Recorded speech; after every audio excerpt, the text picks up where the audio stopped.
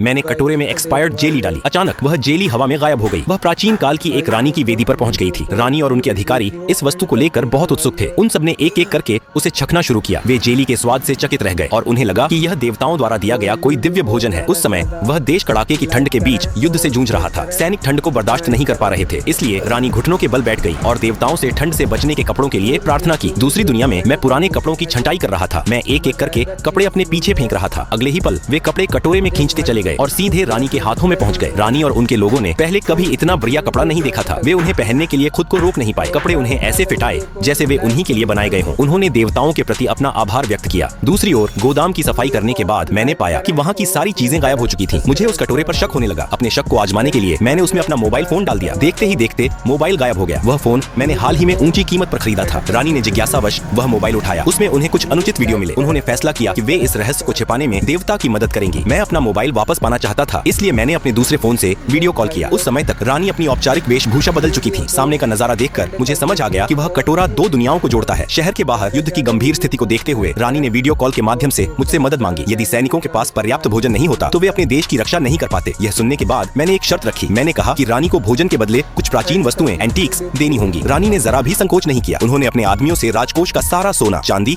और गहने मुझे देने को कहा। मैं बहुत खुश था, लेकिन गहनों की असलियत परखने के लिए मैंने अपने एक दोस्त से किसी प्राचीन वस्तुओं के विशेषज्ञ अप्रेजर को ढूंढने के लिए कहा। विशेषज्ञ द्वारा 86 घंटों की जांच के बाद उन्होंने बताया कि ये 3000 साल पुराने पुरावशेष हैं, जिनकी कीमत कम से कम 8 करोड़ डॉलर है। यह महसूस करते हुए कि रानी झूठ नहीं बोल रही थी, मैं रात भर गाड़ी चलाकर एक खाद्य आपूर्तिकर्ता के पास पहुंचा। मैंने भोजन के पूरे गोदाम का अनुबंध किया और वह सारा सामान कटोरे में डालकर दूसरी दुनिया की रानी को भेज दिया। आगे क्या होता है जानने के लिए चैनल को सब्सक्राइब करके कमेंट में पार्ट 2 लिख देना और वीडियो को लाइक कर देना।